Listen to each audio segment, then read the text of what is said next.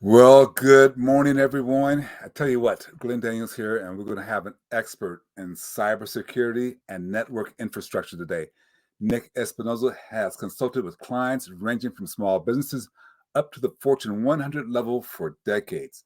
Nick founded Windy City Networks in 1998 at the tender age of 19.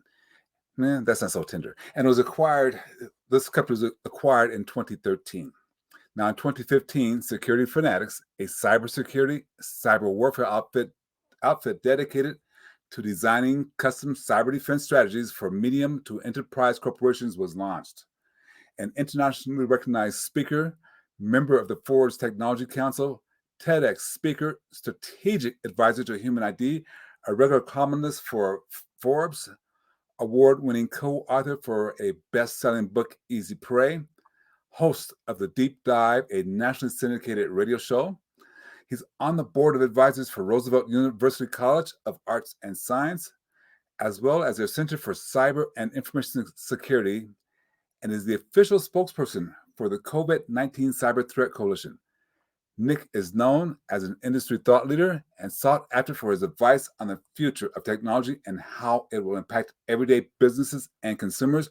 Hang on, we've got a great show coming up for you today. This is a Touchstone Publishers presentation, your trusted source of leadership knowledge.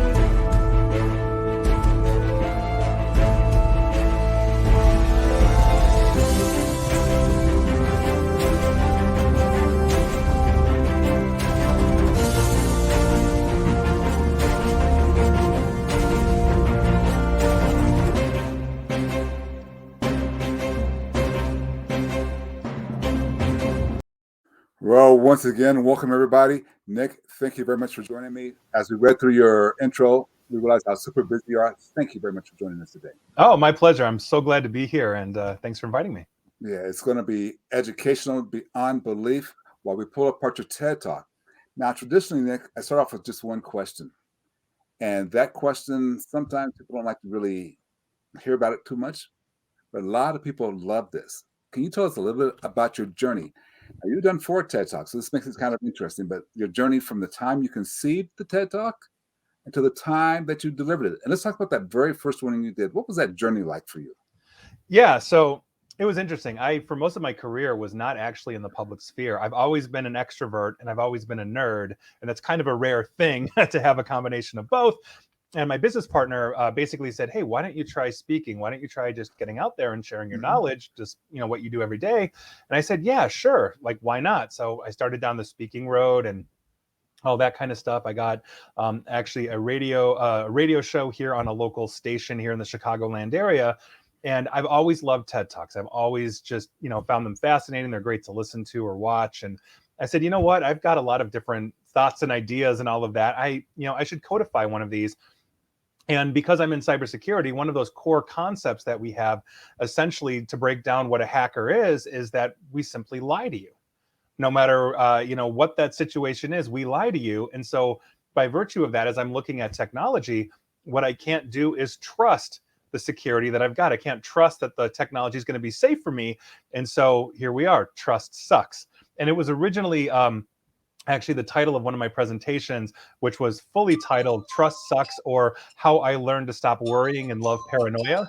And that's essentially what I did. I just basically made that into the talk, and obviously went and interviewed for TEDx, all that kind of stuff. And from there, it was just, here we are. That was number 1.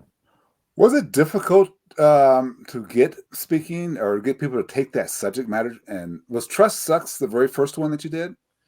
Yeah, in terms of TED Talks, TEDx Talks, Yeah. yes, that was my very first one. I think the world has a need for this. We are living obviously in the big tech era. Everybody's adopting technology from young to incredibly old and incredibly young, and so this is a subject that I feel like has been the redheaded stepchild in the room, for Mm. quite some time. And I like to say that I've been the redheaded stepchild in the room until the last 5 years or so, because now as we see the basically cybersecurity become more prevalent in the news, you think of the 2016, Russian interference news, all that kind of stuff. I don't care what you believe politically, this was news. And by virtue of that, it kind of came to the forefront. People were realizing they're being data mined. People were realizing that hacking essentially was an inevitable event in the world, and hopefully it wouldn't happen to them. And so, by virtue of that, it's been a good combination of basically me being an extrovert and a cybersecurity expert, being able to talk on these. I wouldn't be here probably if that wasn't the case. Well, just I want to get into Trust Sucks a little bit, but I just want to ask you: was it difficult for you to come up with that title and for that title to be accepted? No, actually, so the event I did was TEDx Northbrook, which is here in the Chicagoland area, and I was one of about 200 or 300 applicants that they had, and I was one of 4 speakers that they selected. And so Mm. I walked in basically understanding that, okay, I'm going to build this, and my very first draft of this. It sounded like I was giving a speech to an accounting firm, meaning slide after slide of Yeah, points. I'm yeah, thinking to myself, yeah, no, wait a second. I've never seen a TED Talk where you are just busy with slides. It's conceptual. It's talking essentially, in the ether of consciousness, if you will. And so that's my second draft, is actually the one that I pitched to the committee that was vetting me and interviewing me for this, and they loved it. They said this was great, and they told me it came down to me and another person speaking in technology, but mine was the one that was more TED-ish, if you yes. will. So there you go. Well, now Trust Sucks is a good title. I love that, but what I think I loved more than that was your subtitle. Tell us about the one-word subtitle you had there. Trust Sucks, and the one-word subtitle. Yes, I I caught you, am didn't not. I? I'll be honest. I'm not. This is like 4 years ago. I'm not remembering the subtitle. What was the subtitle I had? Oftentimes, I believe, or something along those lines. Now that I'm thinking about it, I just listened to it an hour ago. Conditionally. Trust Yeah. sucks conditionally. Conditionally, right. I mean, and so one of my premise that I talk about in that is that we need trust in our lives. We cannot have a society without trust. And when you see a breakdown of trust in society, you really cease to have a society. In the same way that, like, you should be able to trust your spouse, and he or she should be able to trust you. You should be able to trust your kids, and vice versa. We need trust. I trust my mechanic's going to fix my car and not rip me off. But when it comes to the Mhm. technological infrastructure around us, we have to have a layer of distrust basically filter that, because the person that's connecting to us on Facebook may not actually be that long lost friend, or Prince Ubuntu in Nigeria may actually not exist, and he doesn't need help with his revolution and he's going to give you Right, money for it, right, right, right, which is a right, very common one. So yeah, right. trust sucks when it comes to technology. Well, and one thing that I liked how you pulled it apart, and I would like for you to pull it apart for our audience today. There's 2 major components. You said making up trust. Can you pull Yes. that apart for us, and let's talk about those a little bit? Yes, yeah. So there's 2 core sides to trust, and it's actually reinforced by a third, which I'll get to. But we have 2 types of trust. We have cognitive trust, and we have affective trust. And one of the things that I like to mention, I mentioned in that talk, and I also mentioned it on stage, is assume for a moment we're walking into a coffee shop, and we've been to this coffee shop 99 times in our lives. It's our local coffee shop. Our cognitive trust is our logic. It's based on our experience that we've had interacting with that coffee shop. So when we walk in, we know we've had 99 successful visits to that coffee shop. Our credit card's never been ripped off. We've never had a problem with the wireless. It's always been there. And so when we walk in on that 100th time, our cognitive trust, our logic says, I've had 0 problems. Therefore, it's safe to connect to the wireless. It's safe to use my credit card, et cetera, et cetera. Now, the flip side to that is affective trust. That is our emotional tie, our nostalgia, our understanding of the feeling that we have when we walk in. You walk in and it's your favorite barista, and you walk in, Norm, and Yeah, there's yeah. your favorite chair in the corner, and they're going to make your coffee just right.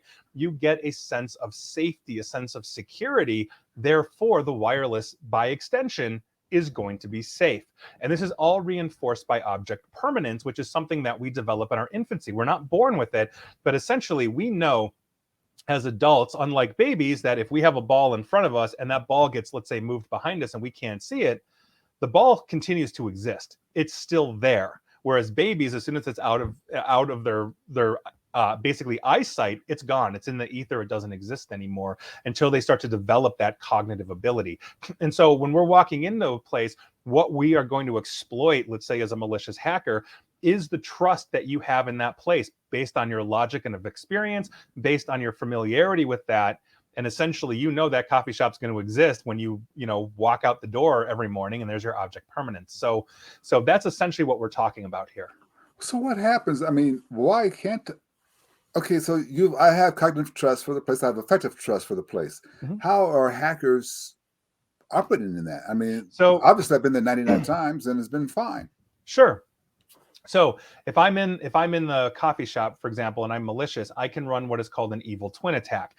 I can create a fake wireless access point that looks exactly like the wireless in the coffee shop, but due to proximity, I will sit right by the door. As soon as you walk in and your phone or whatever connects to the wireless, you're connecting to me. Now you're in my ecosystem. I'm letting you out to the internet. You can still see things, but as your data is passing through my infrastructure, my laptop, my wireless, I can capture that data. You're also exposing part of your device by having it on a network that you don't know. Meaning I can now attack it. I can probe your device to see if I can insert an infection into it. And when you walk out of that coffee shop, you might be walking out with an infected phone. Then you might go back into your office, turn on the Wi-Fi there, possibly infect your office, infect your home. Or maybe I'm just going to get information off of your phone. But this is essentially what we're doing. We're banking on you trusting the environment that you're in. And by virtue of that, we are simply exploiting trust. That's it. Yeah, that's all we do. I guess I'm a little bit concerned about that, because what you're saying, for example, if someone sets this evil twin up, they can see what's passing through to the internet. But isn't most of that banking information, all that stuff, encrypted, or is it not encrypted when it first goes out? So yes and no. And I will tell you why. So let's use the example of a bank. When you connect to the bank, you see the website, you see that little green lock that you have on the bank on your web browser, so you know it's secure. That is what is known as SSL or TLS encryption. Mm-hmm. But because you are passing through my infrastructure, I can run what is known as an MITM, or man in the middle attack, which basically means your data stops here. I decrypt your data, I capture your data, I re-encrypt your data, and then I send it along to the bank. And when the bank sends you information back, I decrypt what the bank says, I capture it, I re-encrypt, and I send it to you. So your phone sees you as secure, the bank sees you as secure, but because you're going through my infrastructure, I have the ability to basically decrypt, analyze, and re-encrypt that data. Enterprise level firewalls, for example, at like large corporations do this for security, because a lot of phishing sites actually use that little green lock. They use SSL and TLS encryption, something like 93% or something like that of all phishing sites. And so if the firewall can't see the traffic moving back and forth through it in and out of your office, then it can't defend it. So you could be downloading an infection through an encrypted tunnel, and if the firewall can't inspect that tunnel, then it's going right through your firewall. So that's obviously a huge problem. But yes, that's why we never use, and we recommend never using, public infrastructure, public wireless networks you don't know, because you never know who's going to be on it, Well, okay, so that's a good recommendation. If you're sitting down with the CEO of one of your Fortune 100 companies and you said to them, okay, you want to stop a certain percentage of this, teach your employees blank. Yes. So every organization, I don't care. It doesn't have to be Fortune 100. You could be 3 people in an organization. Everybody should go through cybersecurity awareness training. Every organization should do things like phish their employees. And it's not a slap you down, gotcha moment. It's a teaching collaborative. We're all in this together. Nobody wants to get this corporation ripped off, by simply making a mistake by talking to the wrong person or clicking the wrong link. And so training is one of those things. And when I'm talking about cyber defense strategies, the 2 core things I talk about before I actually get to like the antivirus and the firewalls and all those kinds of things, which is data security, I talk about 1, awareness and training. Because I like to say I can build you a Ferrari's worth of a defense, but if we're turning the keys of the Ferrari over to a chimpanzee, how far are we going to get? Right? We have to learn how to drive. And so that is one of those core things, awareness training. And the second one is asset management. If you cannot identify all of your technological assets, then how do you know they're being updated? How do you know they're secure? How do you know half of them haven't been stolen by your employees or simply by somebody walking into your building? Those are two critical things that are table stakes for cybersecurity. And the whole thing basically is buttressed, if I'm talking to a large CEO, by the risk to the organization. How does the organization quantify risk against their growth strategy? How much risk are they willing to take? Can you be down for 6 hours and it's economically so unviable for the company, or can marketing be down for a week and nobody cares? If you can't answer these questions as a corporation, then how do you know your contingency plans, your backups, all of that stuff can speak to the actual risk you have in hard and soft dollars? Wow, that must take a lot of time because I'm sitting there trying to, as you're asking those questions, I'm thinking about my small company. I mean, how long could I be down without the marketing arm? Right. How long? And so then what's my backup plan going to be? What about your computers? I mean, imagine not being able to email, not being able to send out a message, not being able to send out an invoice, receive money. How long can you go, until that's just unviable? Or people are thinking, Glenn's not getting back to me. Screw that guy. He must not care, and move on, right? Not to mention the fact you're going to have to tell everybody at some point, yeah, I got your data breached, and how many of them are going to want to stick around with you? Yes, that's you look at some of these companies that had that happen to them. One thing, I have another question, but you tripped off a question in my mind. If I'm inside of a coffee shop or a public Wi-Fi, do VPNs really offer protection? Yes and no.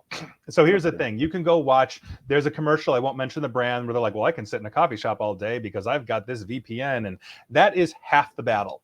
And the reason being is that what a VPN does is, as you're sending data from, let's say, your phone or your laptop out to the internet, you're actually wrapping it an extra layer of encryption. So above and beyond, let's say, that green lock that you've got, when you're going to your bank or wherever, you're actually doing a second layer. So if I'm running a man-in-the-middle attack, meaning your data is passing through my stuff and I'm capturing it, all I'm doing is capturing encrypted data that I'm not going to bother trying to crack.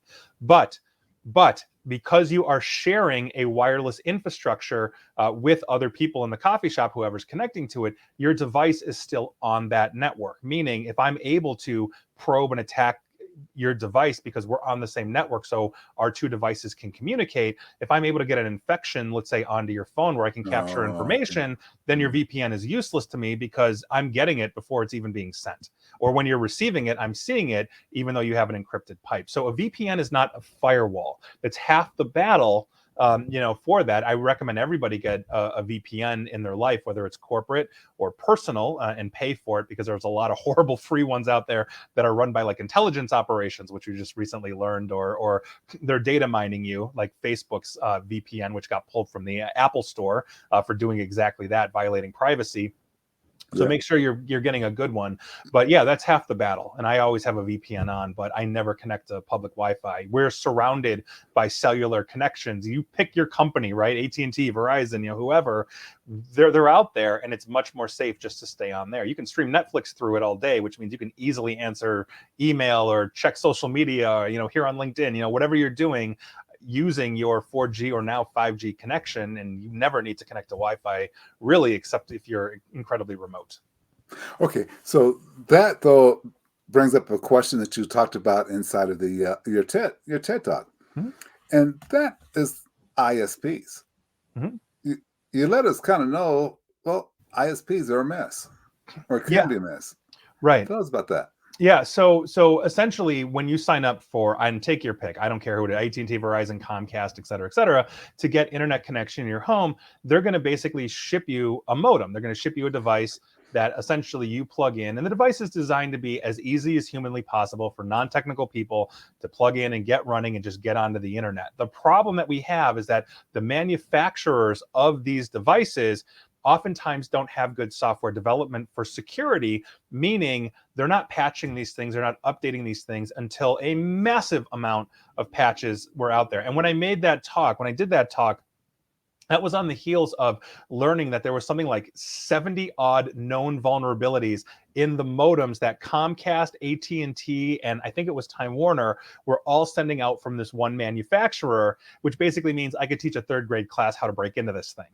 So that's obviously a very huge thing. So you cannot rely on basically your internet service provider for security. You really need to go and get more secure products yourself. And they make them for residential customers as well as business. I'm not expecting any, person in their house to spend what a corporation would for, let's say, an enterprise level firewall, but they definitely make firewalls that detect threat that are affordable for the house, and everybody should be running those because it's one of the safest things you can do. I'm going to ask a question that you may not want to answer, but it's okay. Answer it anyway. Windows 11 and 10, they have a firewall built in. Is that good enough? No. And the reason being, I'm not shy. Okay. I'm not shy at all. No, I mean, Windows Firewall, it's a good attempt. Windows Firewall has been around since the Windows 2000s era or so, but the problem is that it's what you're looking at is something that essentially has to defend itself. Ideally, in a network, what you want the ability to stop the threat before it actually touches your device. So if I'm sitting in my house and I've got, let's say, a firewall that detects threat, let's say I go to that site, I accidentally type in google.com as opposed to google.com, and it takes me to a malicious site where it tries to download an infection. Ideally, my firewall will see that and stop it before it gets to my device, my computer. And a good cyber strategy for business or for home is to stop the threat before it gets into your network. If your computer has to defend yourself, you're doing it wrong. Yes, antivirus, endpoint detection response, all that kind of stuff is your backup to good infrastructure defense. Meaning, if I'm sitting here with AT&T in my house, I better be stopping it right at the door, not letting it in, and making sure and having my computers defend themselves. I see. Okay, that makes great sense. Now, when we talked earlier about the two major components, or then you added a third one on there, I kind of got a little bit lost, and also a little bit lost during your TEDx. So I'm going to ask you to dive into that just a little bit. Sure. The effective trust. What is that? So effective trust is the nostalgia that you have. Another one of the examples that I use, it's your emotional tie to something that allows you to extend trust. Another one of the examples that I use in that talk is I can make myself, for example, if I'm trying to fish you, I can find you on LinkedIn. And on LinkedIn, I'm going to see your work history. I'm probably going to see your education history. I can go to classmates.com. I can find all of these things out about people simply because we put it out there. We have a need to share. And so by virtue of that, let's say, and I don't know where you went to university, but an easy one. Let's say you went to Harvard. Okay. Everybody knows Harvard. So you went to Harvard. I can see, okay, your Harvard class of whatever you are. Now I know what you're into. Now I know what you've majored in. Now I know where you went and what your class is. I'm going to make myself look like somebody from that class. I can go and figure out who the class list is. Thank you, classmates.com, et cetera, and then basically create a profile of somebody that was in your class in, let's say you studied business at Harvard, okay? I can be in that class. I can even look up old teacher rosters thanks to archive searches and all that kind of stuff. And so I can be like, oh yes, I was also Harvard class of XYZ. Do you remember that professor blah, blah, blah that taught this? Oh my God, what a jerk. I hated him. Did you like him? And now you're like, okay, I have checked off so many boxes. Oh my God, he's in my class. He remembers that professor. He's obviously went to Harvard, et cetera, et cetera. Now you're extending trust into me. You're accepting me whether you realize it or not. And so by virtue of that, let's say I connect to you on social media. Let's say you have a Facebook account and I know that you're into, I don't know, baseball. Okay, I can go and say, hey, I know you're a big, Cubs fan. Here are 2 tickets to the Cubs that I just can't use. That, I know you're a huge baseball fan. I see you post about it all the time. Why don't you go have fun? Here they are. And I send you a PDF that's infected. Here we are. This is how we break into companies. This is how we break into organizations. One of those tactics that we use is essentially banking on that effective trust. If I'm going to be breaking into a large corporation because they're paying me to do this, I will literally show up early to these meetings every time just to chat up the executive assistant to the CIO or whoever I'm meeting with. So he or she gets a feeling, oh yes, I'm going to be the new security officer here. Like, it's good to meet you. Like, oh yeah, I come from this. And I'm totally talking people up. And so when they sign the contract and I walk out of that 3rd or 4th meeting, one of the first things I do is say, hey, hey, can I sit down in front of your computer real quick? We need to check something for security. And they will automatically stand up and they will automatically let me in.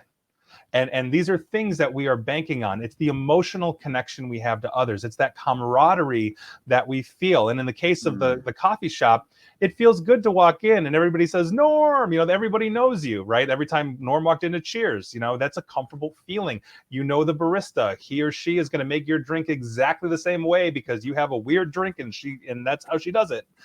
These are things that we just take for granted in our everyday life, but it's essentially who we are. That's what I'm going to exploit. Yeah. Curious. Okay. That is kind of scary because we all want to connect with somebody. Yes. We all have that need. Essentially, what we are doing is placating and placating and exacerbating your need for this by making us somebody that has camaraderie with you. I mean, think about it from the political spectrum. It's so easy to basically fish people if you make yourself to be very, very liberal or very, very conservative and target those people. Because you're speaking their language, they think you're part of their tribe, whatever that is, and now by virtue of that, you can disseminate information, you can disseminate infections, all those kinds of things. It's pervasive in society. It's just who we are. I have it, we all have it. My whole point is when I'm looking at getting that cell phone or getting that laptop or connecting my phone to a rental car via Bluetooth, we don't stop and think about, oh my God, I'm dumping all of my contacts into a rental car. And somebody like me, when I rent a car, can come and extract all of the contacts, all of the phone information from every past connection in that vehicle. See, now that's something I didn't consider. And now that we're starting to travel again, I used to do that a lot. All the time. Everybody does. And they're so easy to hit. It's so easy to hit. And even if you delete it at the end, it's still there someplace? So it depends on the maker. The manufacturers, thanks to Tesla, actually are starting to really wake up and realize this. But I mean, think about it this way: most car manufacturers, once it leaves the showroom floor, they never have updates for the technology in the vehicle. I drove a luxury car. It was a 2010. I had it for like 4 or 5 years, and I would walk into the dealership every year or every oil change or whatever and say, "Hey, do you have an update for my radio? Do you have an update for my head unit, my Bluetooth?" And their answer was like, well, no. I mean, this is the car's the car. And I broke into my own vehicle. I literally broke into my own vehicle. I mean, it's crazy. We do it with airlines as well. We can hit airline wireless when we're in flight. I mean, it's just, we don't think about these things. You're captive audience at that point. You kind of are. So that's where you take your breaks. Yeah. No, you hit something that hit me, and I was very concerned when you said it. And then as you talked about it, so I want to talk about it here too. Yeah. Liars. Yeah. Your discussion there, and then, well, share that with us. How did you go? Yeah, just share with us, because that was kind of to the point, poignant, and then made me stop to really think. Yeah. Well, and at the end of the day, and that I actually mentioned that in my second TED Talk, at the end of the day, the only thing a criminal hacker is going to do to you is lie to you. I am paid by corporations essentially to show them where their vulnerabilities are. And that means oftentimes I have to social engineer. I have to lie to people to get them on my side. Meaning if I'm going after you, Glenn, for example, I'm going to sit there and I'm going to research you. I'm going to figure out that, oh, you did go to Harvard class or whatever, et cetera. That's what we do. And if we really have a desire or need to break into you, that's perfectly fine. Now, a lot of these are very basic. You get those emails that are like, oh, IT says, please, change your password, click here. A lot of those things are easy to spot. But at the end of the day, the only thing we're trying to do is fool you. Conversely, you are extending trust into the products that you buy. Let's say you buy a router for your house, or you buy an Apple phone or a Samsung, or take your pick. You are you're extending a trust relationship into that manufacturer that they're going to keep that phone up to date. They're going to keep it secure. When vulnerabilities are found, they're going to turn patches and updates around for those vulnerabilities quickly. When you walk into a big box retail store or your local home fix-it store kind of thing, you're extending trust every time you give them your credit card. You are trusting that they are going to handle your credit card information securely.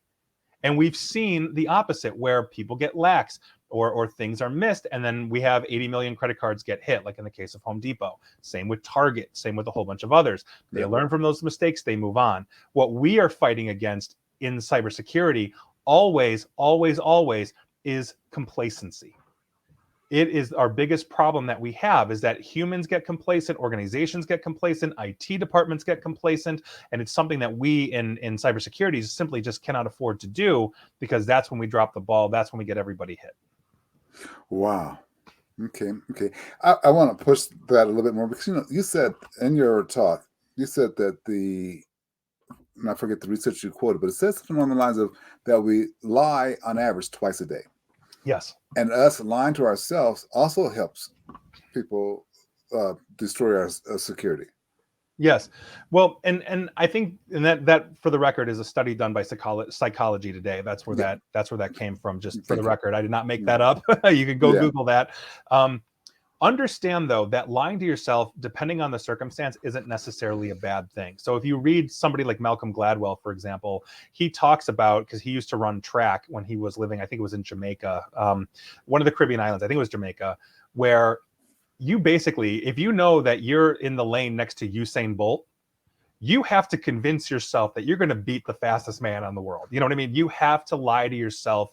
Whether it's true or not, you are psyching yourself up. There are positives to essentially lying, but lying to yourself in other ways basically means that you're susceptible to the reception of a lie from somewhere else. Meaning, if it seems right to you and somebody is reinforcing that, there's another thing. So, for example, there's a lot of misinformation out there, and understand, for the record, and let me preface this with this: there's misinformation and there's disinformation, and disinformation turns into misinformation very quickly.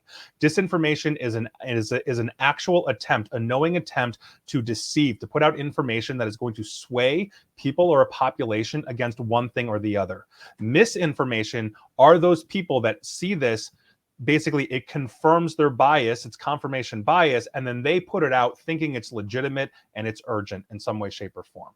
And that is essentially, if we're talking about lying, people are unknowingly lying when they are putting out misinformation, and here we are. And that's how things essentially go viral, if you will, in the misinformation, disinformation world. And again, I'm not talking, it doesn't have to be politics or COVID or anything like that. This is as old as time. Misinformation, disinformation is as old as society itself. And so these are things that we have to look for. So that ties into lying in the sense that if we are lying to ourselves, meaning we are putting our heads in the sand to ignore problems, meaning we're not going to research that misinformation, or I'm just automatically assuming everything around me is completely fine and safe and all good, we're doing ourselves a disservice. It's not the same as me saying I'm the best in the world because I can beat Usain Bolt. Maybe if I dropped 800 pounds and practiced, I started over at age 2 running. Right. I'd probably still be at the starting gate, but at least I'd have a better shot, But people will psych themselves up. I'm the best in the world no matter what, and they'll perform better. They will. It's proven. Well, let me just kind of paraphrase that. So if I say something, let's say I decided, okay, I'm going to say, if you have a teddy bear in your house, that's bad. And I'm giving out, that's disinformation. Sure. But then if I send that out to 100 people and 30 of those people recirculate that and say, hey, there's a study found that Glenn discovered that teddy bears in your house is bad karma or bad whatever. Right. When they do it, that's misinformation. Yes. Okay. Yes. Essentially, they are taking you as an authoritative source. Like, I am Glenn Daniels, teddy bear researcher extraordinaire. And my conclusion is this. And you could just be completely making it up. But you know what? You get those 3 people that have, some latent fear of teddy bears or fear of stuffed animals. And they're like, oh my God, he's right. He's absolutely right. I have to tell the world about this. Now I have proof. And that's essentially what it is. And we see it in a lot of different things. And not to, again, get political, but you can look at COVID misinformation. There are actual chiropractors out there giving virology information, and they have 0 training in virology. And again, I don't care what you think about COVID or, any of that. You shouldn't be taking advice from a chiropractor. I don't care what your belief is, unless it's on chiropractic things. In the same way that you would never ask me how to build a car. If you want it to work, that's fine. I would never, ever do that because I don't know how to build a car or install your HVAC or plumbing if you don't want to get flooded out or have your house burned down. We all have specialties. We should stay in our lanes, I think, in that sense. There are experts out there that spend a lifetime learning, researching, whatever that field is. Mine happens to be cybersecurity. Okay. I like that a lot. I want to ask you, though, you did 4 of these, and obviously they've had some impact. How did doing TED Talks impact your career or your organization? In fact, you know, because sometimes, like my TED Talk, I would say did blah blah blah blah. How did your TED Talk affect your career or your organization? Your TED Uh, Talks. well, honestly, I would say, especially my second one, really gave me a lot of recognition. That one had actually started being used in college curriculums. I don't want to say it went viral, but it's got a lot of views. The Bill and Melinda Gates Foundation's Trinity Challenge is using it as part of their educational course. Like I was very proud of that, and I'm proud of all of them, but that one was, I think, by far and away like a runaway. My goal, for the record, when I created these, wasn't necessarily was to put information out there, but my goal with this was essentially to create, I want to say, a mark on the world, in the sense that, when I die, if anybody that's related to me looks back and says, well, what did great uncle Nick do, or something like that, there's tangible proof that I'm attempting to contribute to the greater knowledge of society in a way that I can. And you may disagree with some of the premises in my talk, but you can't say I didn't try. Yeah. And that's so critical. My organization is 100% behind that. We believe that completely. Yeah. Make your impact. Yeah. Your impact. Absolutely. And I saw that in your opening. Yeah. How are you going to change 1% or impact your day 1% or whatever that was? And I'm thinking to myself, yeah, you're never going from 0 to 60 in a second, right? It's obviously it's incremental change. It's like cybersecurity. Every little thing that you do to make yourself more secure makes you that much harder to hit. Everything you do to improve your life makes you that much more improved. Well, and I look at the things, and I'll just share this thought with everyone. That is one of those solutions that, people don't like this term, but it could very well be considered a major trillion-dollar solution. How much money is lost because somebody has hacked Microsoft system or Target system? How many people ended up losing their jobs behind Target's having to cut back because they got sued so much, or T-Mobile? Those type of solutions that you're presenting to say, hey, stay out of this, because people can try to steal from you. Mm-hmm. Yeah. That's big time. So if you're in corporate, all I'm saying, that's big time money solution that you can't really put a dollar on, because you may charge $100,000, but if you protect them for $100 million, isn't that worth it? Yeah, no, absolutely. And what a lot of people don't realize is that what we are witnessing without actually witnessing it is the single largest wealth transfer in history, and it's going on right now.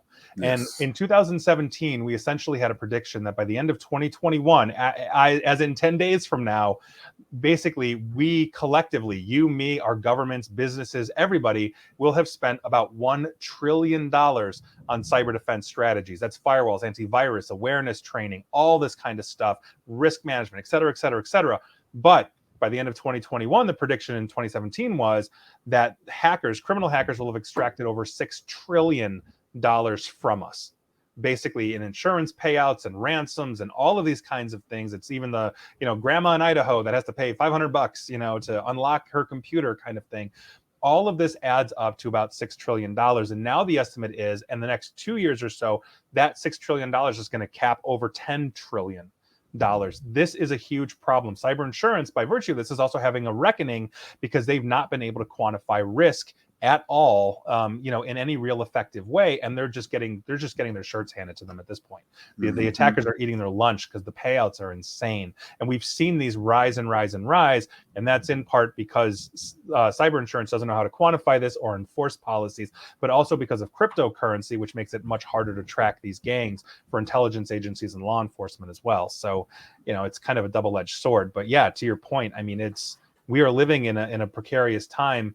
And the only benefit, the only silver lining to that is organizations that are getting hit now, nobody wants to get hit, but it's mitigated in the sense of, well, we're now joining one of the million companies this year that got hit. It's not just us, it's everybody. You're no longer a unicorn.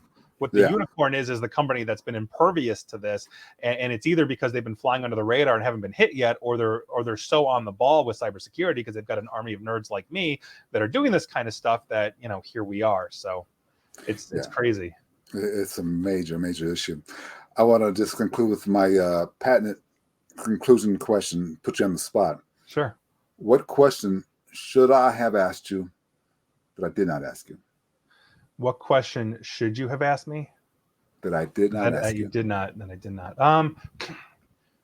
Well, I think the one that I would think of off the top of my head is how do people, or how should people get into cybersecurity? Or even why should people get into cybersecurity? I think if we're having a cybersecurity discussion, I think that's one of those things. And the reason why I say that is, according to the most recent report from the GAO and the government, we are almost 6 million cybersecurity seats short in the United States, meaning we can't hire. We're not training people fast enough. The government alone has almost 40,000 open cybersecurity positions, and they have problems hiring because they don't pay as well as private sector, and they also have zero tolerance on things like drugs. And basically, everybody under the age of 25 that we interview, we don't drug test for reasons anymore, you know.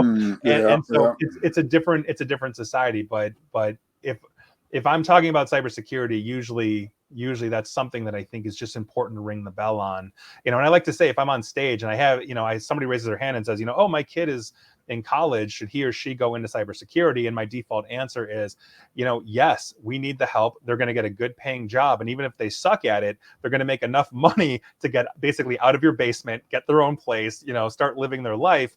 Because quite frankly, we're hiring everybody that's got any kind of qualification at this point. It's a huge problem in my industry right now.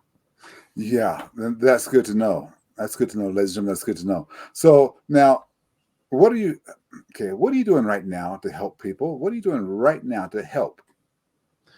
What am I doing right now to help people? Outside of the talks, I just delivered my fourth one back in October. So I'm on the board of a charity here in Chicago called KEEN, Kids Enjoy Exercise Now. It helps disabled children, like mentally disabled children, with safe places to exercise and socialize and all of that, which is something that's sorely needed. It's 100% free to our athletes, so that's great. I very much enjoy that. I also try to move the ball forward on my radio show, just talking about very interesting things. You know, I recently got to interview Neil deGrasse Tyson and talk about, the future of science. If, we turn into an authoritarian regime, what happens then? And he had some very interesting answers. My last radio show was on intellectual humility. We are losing intellectual humility thanks to social media, and that is a huge concern for society overall. So there's a lot. I try to find interesting things that I think the world should know about, and I try to do it in my daily podcast, videos, and radio show. Wow, excellent. So if I wanted to have you come in to do a talk to my organization, the email address is in the description. Is that how they would do it? The LinkedIn address. LinkedIn, my LinkedIn connection. Yeah, connect to me on LinkedIn and all of that, and just let me know you saw me here with Glenn, and I think we could have a good conversation. That's absolutely fantastic. I appreciate you taking the time. Like I said, we know by your credentials and what you've been doing that you're busy. I appreciate it so very much. Thank you. Thank you. Thank you for having me. Thank you for connecting with us here at Touchstone Publishers. Please join our group Essential Leadership Skills and share your leadership knowledge with us all.